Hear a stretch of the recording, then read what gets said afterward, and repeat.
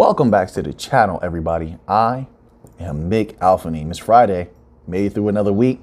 Good job, man. Good job. So we're going to begin here with, there was a retweet that Ripple did from a company named Thalo. It's all about carbon credits, right? It says here, Thalo lands $2.5 million for next generation carbon credit exchange. I told you, this is where it's going. Listen, they're going to make people pay to use more carbon. Now, for now, it's voluntary. In the future, it will not be voluntary. In other places, already not voluntary. But in the West, you have to tread lightly because of rights and different things like the different laws, right? But once enough of these individuals who are pushing this type of thinking are in power, they're just going to ram things through. They're already trying to ram things through, right? So you see emanations of it already. But they're going to make people pay to use more carbon, which brings more taxes. More taxes benefits all those politicians and companies that are going to be paid off of those taxing of carbon, paying of fines, right? All of that type of thing. But it will move across the blockchains. So in relation to or in correlation with the bank coins, then yes, it can help to move that price and raise that price a little bit. Of course, I'm always going to think that interbank payments are going to be the ones that makes these protocols, boom, explode and take off like a rocket. But something like this, where they're going to be moving carbon fines and carbon taxing and paying for extra carbon credits so you can use more carbon, that type of value definitely can help that price raise. But this is something that's going to be growing into the future, of course. But it's not something that can be overlooked, as they're saying a lot of things are going on with the environment, right? So, and there's been a huge push for that because of that. So this is going to be major for Ripple, $2.5 million, right? But here, another thing that's very interesting here, pay close attention, scroll down that page after you click on it, and you see another bank coin involved who's getting more active. Who is that bank coin? Celo. Celo's active again. Just yesterday, we covered an article there, which also in that same video, we did the Ledger, full chapter on Ledger, letting people know my thoughts on the new Ledger offering. So you can check that out in that last video. But Celo, the CEO or president of Celo, was on CNBC the other day promoting Celo. That was amazing. That was good. And I said I want to see more of that. And I theorized that maybe Celo's becoming more active. Now we see this. Scroll down and you'll see this here, right? It says Thalo also announced that it has received a grant from Layer 1 blockchain Celo. I like this. I want to see more activity from Celo. The reason I get so excited from Celo is it had multiple times big explosion in price. That last bull run, for those of you who've been around long enough to have lived through it, you know what I'm talking about. People took disgusting profits. So it's not like we haven't seen it. We've seen it. It probably exploded about 3-4 times. Go back and look at those charts. We start talking about Celo. We started talking about Celo when it was like $2.25. Then boom, $8. Then it comes down $4, something like that, $6, whatever. It just kept fluctuating and boom, back $8 or $9, $10, whatever it was. Go back and look at those charts, do your own research. But that's why I get excited, because as it grows, if it did that then, imagine what it can do. Doesn't mean it's going to, but imagine what it can do in the next bull market. That's why I get excited. Anytime I think about Celo, the littlest thing, because of their circulating supply, unless that changes or has changed, but because of that low circulating supply, it's easy for that price to move. So I get excited about it. All right, so now let's move on to this next article here. And it's titled XRP Layer 2 Smart Contract Platform Marks Significant Milestone. So they're letting people know that this went off without a hitch, this Layer 2 for smart contracts. It says here, quite the milestone. Our beta net ticked over smoothly into its third epoch. The Evernode hook has distributed over 10.2 evers without a hitch. So everything's going well. This is very, very good. Just another a solid aspect to the XRPL that companies are going to find delicious, right? So every little bit is a win, in my opinion. Every little move forward is good. It can lead to more capital, more partnerships, easeability of use. I like that. I want that. Especially, listen, you have to make things easy when you're dealing with banks, central banks, public banks, private, especially the private banks. Listen, when you're talking about private banks, everything has to be perfect. Why? Because private banks are issuing debt. So private banks are in a special position where they're actually creating more capital in the economies. They have that special ability. Whenever they issue debt, that's creating new dollars, right? Now, so you have to make sure everything is good. Also, security is going to be important. Obviously, when you're dealing with private banks, traceability is another thing. Traceability, which all of the bank coins have been heavy on, right? Why? Because when you're issuing that debt, and if it's going across your blockchain, the private banks as well as the governments better be able to know where that money is going. They're going to need to know that. So traceability is, and protection of data, preservation of data is extremely important. But we know that the XRPL is one of the absolute best when it comes to that. So I'm always happy to see something like this, right? Now let's continue on here. So we have more people who are not enthusiasts of Ripple or lovers of XRP. I think most of us are lovers of XRP. We just like what Ripple does with XRP. If there was another company that was building on XRP doing more than Ripple, we love them as well. It's just like the same thing with Stellar, for instance. Stellar Foundation is okay, but we definitely love what IBM was trying to do. Lightnet, Everynet, Velo, Intrastellar. Like, we love what all those companies are doing, because they bring something to the chain. It can result in more use of the protocol, and more use of the protocol in a variety of ways is going to lend to that price possibly going up, right? Not financial advice, not a financial advisor, and it doesn't matter to me whether you buy or sell. All right, so you do what you want to do, all right? So we have a lot of people who don't have love for XRP coming out in support of Ripple in the SEC case, and it makes perfect sense. So this article here on U.Today is titled, "I'm not a huge fan of XRP, but I want Ripple to win." Miles Deutscher says, here's why. Well, I mean, to sum it up, obviously Miles knows that this has heavy implications for all of crypto. If Ripple wins, I've said this plenty of times before, if Ripple wins, it sets a good precedent where other companies may have a chance at winning against the SEC as well. Because the methods that the SEC is using are ridiculous, outlandish, and the measurement tool that they're using to determine what is a security is archaic and outdated. I think most people know that. So Ripple has the biggest war chest, right, as far as capital that they can spend on fighting the SEC, and they have gotten the furthest in with victories over the SEC throughout the case. So everything is looking good.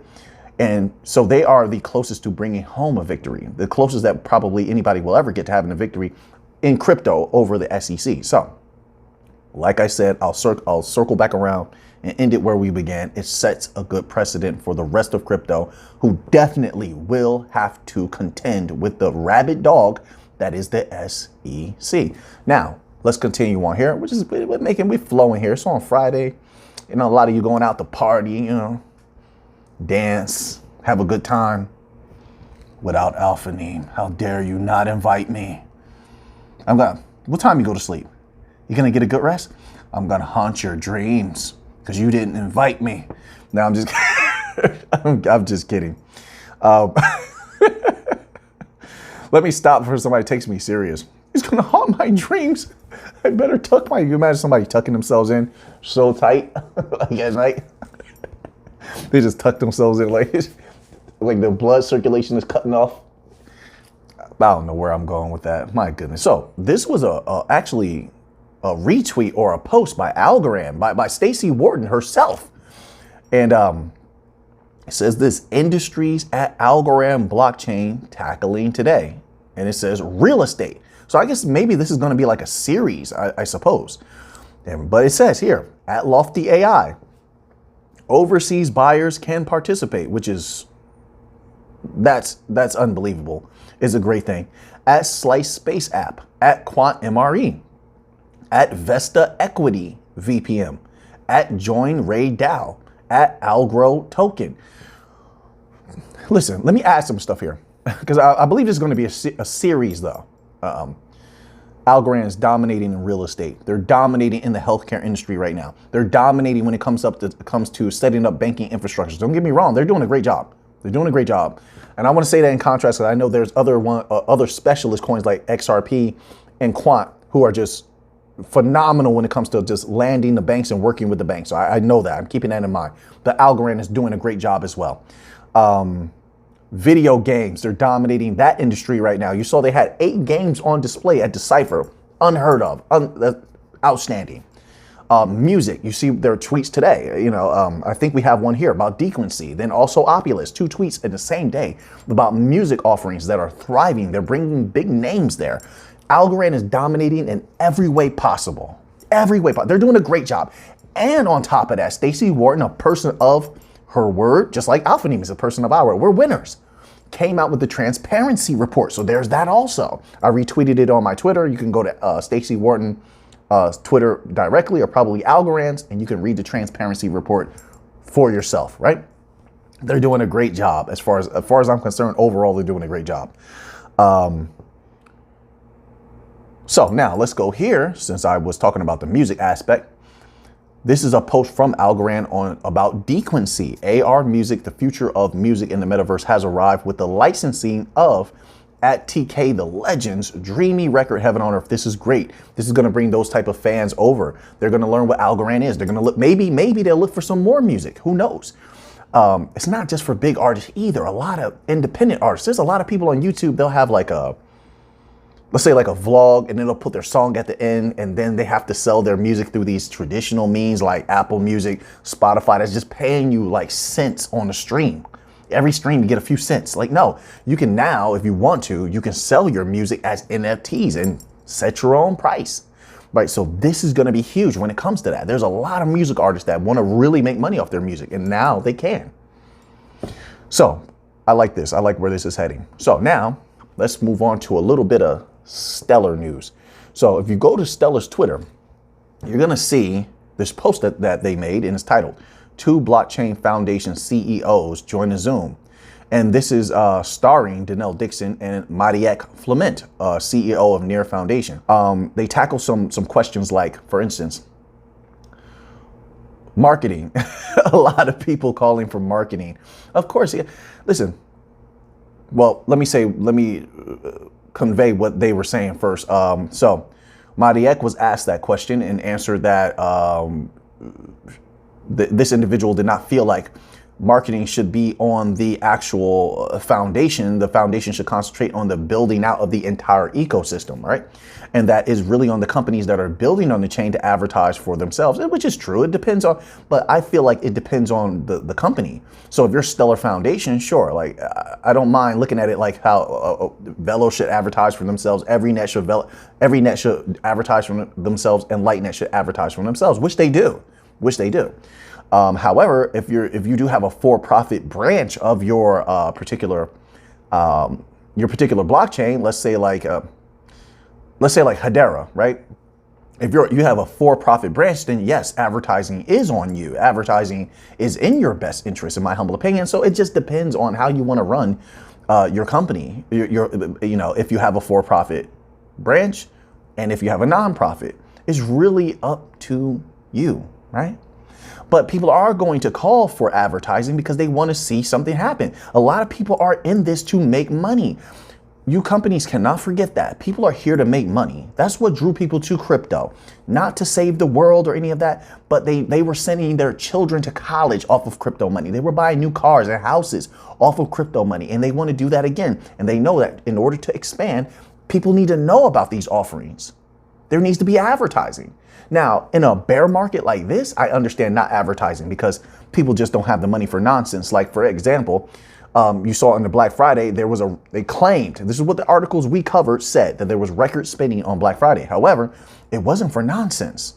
It wasn't like people were out there just like, oh, let me buy a TV. Oh, let me buy this, what was it, like these new sneakers that are cool? No, people were waiting to buy things they actually needed that they couldn't get before. They waited for the deals, right? So right now, the same psychology applies when I'm thinking, personally, when I'm thinking about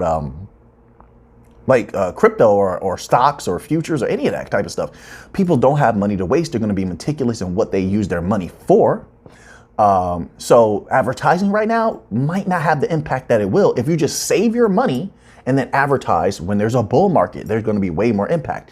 That's why I understood perfectly when Algorand is concentrating on the technical aspects of the FIFA partnership and not so much the sponsorship aspect. We can always do that later and have Algorand's name posted everywhere later. We already have great advertisement going on everywhere else. Racing cars, zoos, airports. We're okay with that.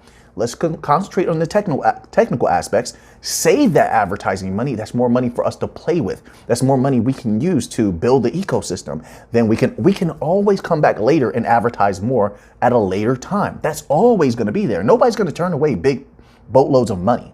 That's not going to happen. So we can always get a new sponsorship. We can always sponsor something else. We can always get more advertisement that's going to be there. So I understand that. This was an interesting podcast. It was very good. And I do believe, personally, I believe that marketing is important. If you're going to build the ecosystem, you're going to need it, but let's do it strategically. That's how I feel. And right now, I don't feel like there has to be a huge push in marketing right now. It's a bear market and the industry is under attack. Patience. Calm down. Calmete. Tranqui. Okay? Calm down. There'll be time for that. So then we have this tweet here from Hbar. Hbar is getting very active. It says, attention all at UCL students. That's not the important part. Trust me on this. It says, next Wednesday at 5 p.m. GMT at UCL Tech welcomes Hbar Foundation Director of Payments and industry veteran Pete Mensah for an open discussion on how DLT and Web3 is transforming the world of payments. If this could be impactful, there might be information in here we need. This is something that I definitely would give a listen to, read the transcripts of.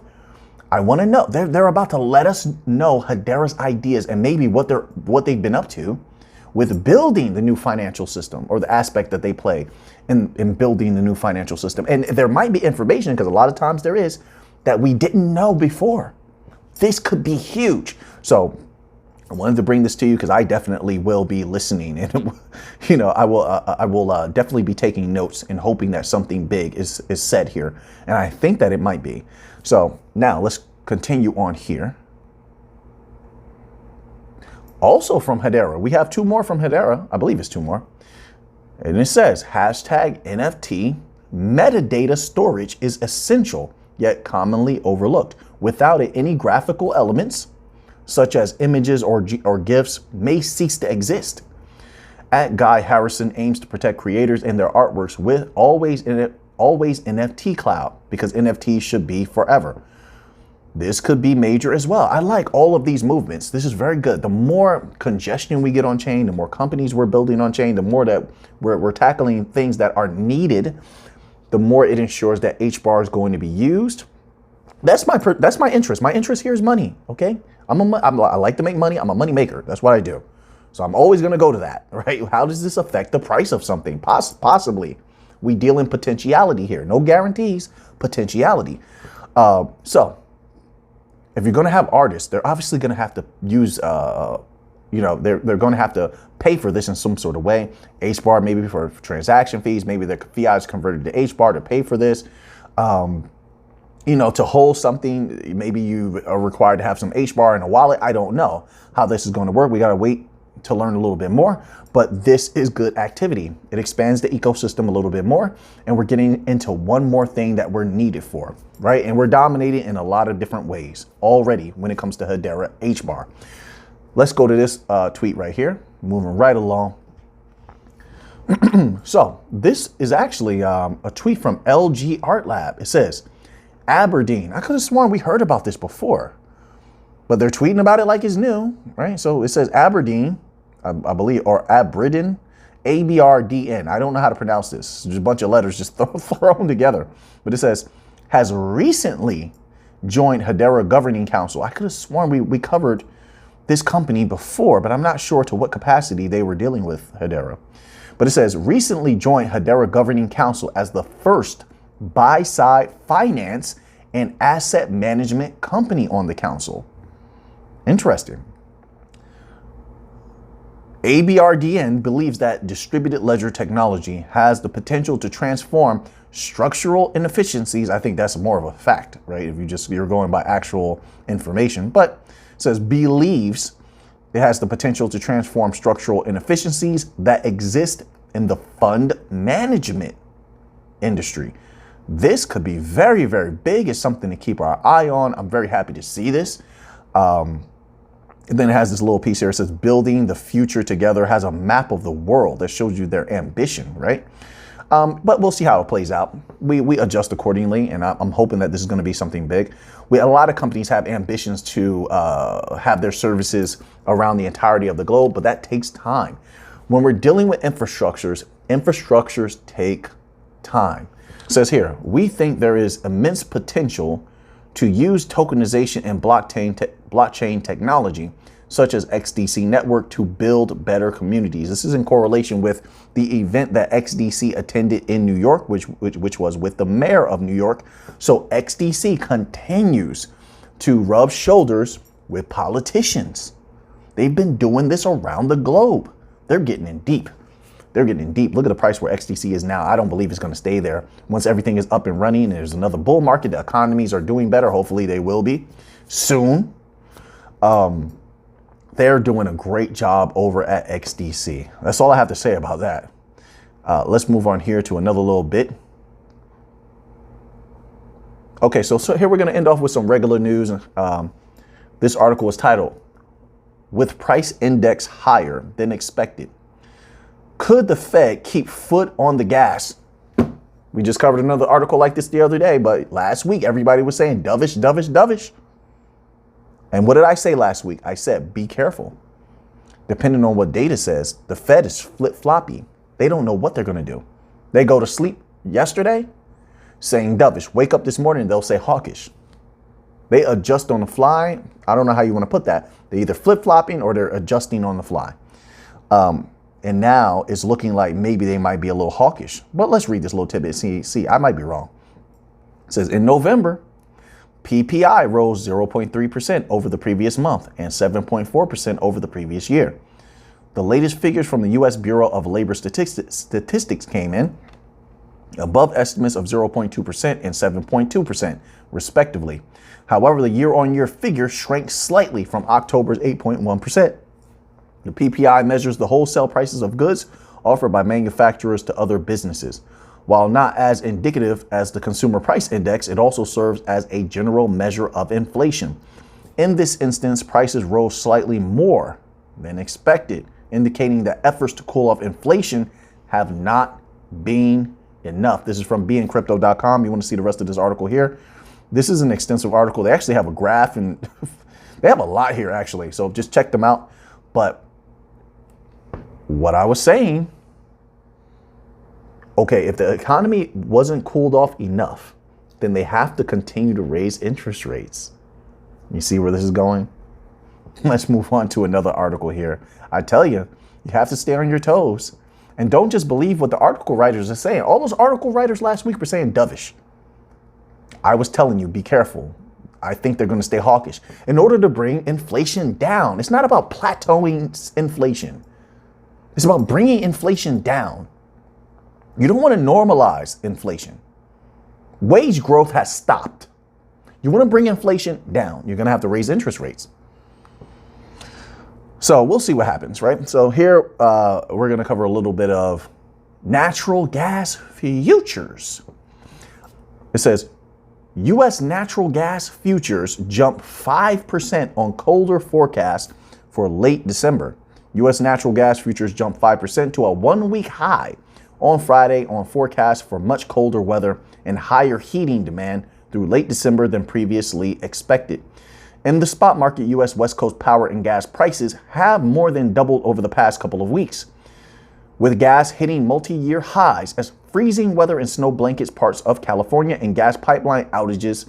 The Keystone Pipeline had a major problem. We'll see. There's been a lot of very suspicious stuff happening. From that power grid going down to this pipeline, I don't know. People might want to pay attention to that. They might want to. Let's continue on here. It says California and gas pipeline outages and constraints limit flows of the fuel from Texas. That colder weather should force utilities to pull more gas from storage in coming weeks. Gas stockpiles were about 1.6% below the 5-year average for this time of year. The increase in futures prices came despite Freeport LNG's announcement last week that it will delay the planned restart of its liquefied natural gas export plant in Texas from mid-December to end of the year. That delay should keep LNG exports below record levels hit in March and leave more gas in the United States for domestic use. We will see. We will see. Let's keep an eye on this. So now we're going to end off with a little bit of gold news. You thought I wasn't going to say it? Because gold makes me happy. That's why. That's why. So let's go here and end off with a little bit of gold news. This is from sharpspixely.com. That last article, by the way, was from Yahoo Finance. Okay. And it says gold, Laurie Williams, gold hits $1,800 again, but still looking for direction ahead of FOMC and CPI. The gold price yet again breached $1,800 level in European trade today, but was struggling to hold on to this level ahead of the US Open. It says silver also did manage to hold fairly comfortably above the $23 level. Equities and cryptos had also been trading stronger on expectations that forthcoming inflation data would confirm that inflation may well have peaked and was beginning to come down, and that the US Federal Reserve would start to rein in its aggressive interest rate. Right. We'll see. We will see. So, now that you have that information, what are you going to do with it? Tomorrow's video probably will be a little bit different. I held back a little bit in this one. Tomorrow, I probably won't. So now that you have that information, what are you going to do with it? I know what I'm going to do with it. I almost said I don't know what I'm going to do with it. I know what I'm going to do with it. So until next time, let's get to the money.